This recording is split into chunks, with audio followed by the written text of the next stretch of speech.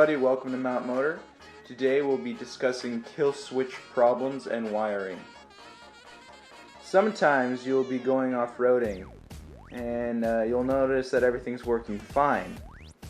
But as soon as you start hitting a couple bumps on the road and you want to take a break from riding your scooter and you hit the kill switch, you notice that the engine does not turn off.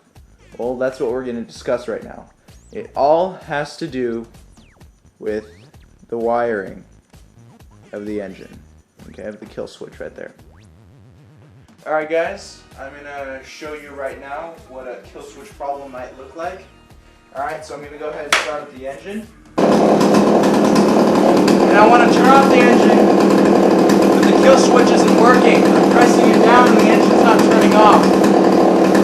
The only way you can turn off the engine is by unhooking the spark plug cover, as so, like that, and the engine will turn off.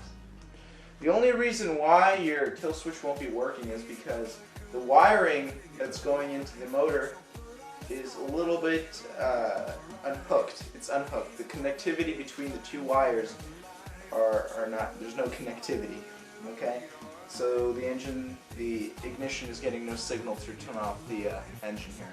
So let's go ahead and look at our wiring and see how it looks like. Alright, here's the basic wiring for any gas scooter engine. Pretty much has the same wiring. You want to go ahead and take off or just push away this plastic wire cover, okay? And then as you can see the two wire connectors right there. Okay? They seem to be unplugged. Okay? So what you want to go ahead and do, let me zoom in here. You want to go ahead and make sure that these wires are touching each other. Actually push them in close. So, work your way in there. Push them in as tight as you can, not too tight actually, so you don't ruin the wiring inside, okay? Then after that, you can go ahead and push the plastic covering over, and let's go ahead and test the engine, make sure that the kill switch is working. Alright, let's go ahead and start up the motor.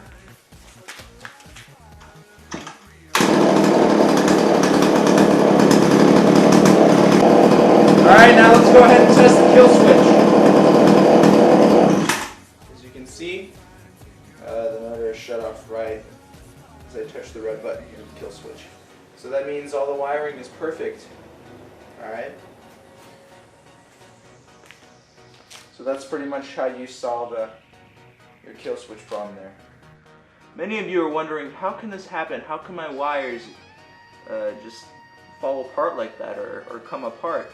Well, the reason is, if for many of you off-roaders, the bumpy roads that you travel on, bumpy terrain, shakes the scooter quite a bit, and the wires can work their way out of each other.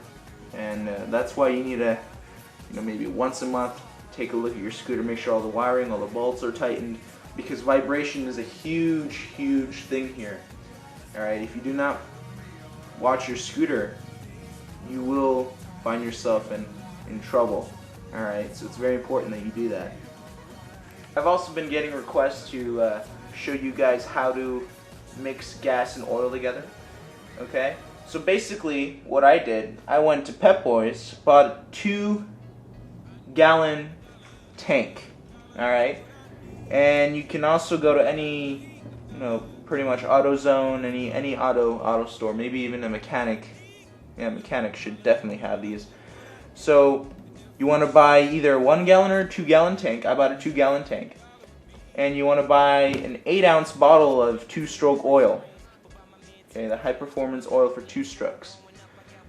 Now the basic mixture is 4 ounces of oil per gallon of gas. I thought it would be easier to buy a 2-gallon tank. That way I can just pour in the whole entire bottle of oil. Okay?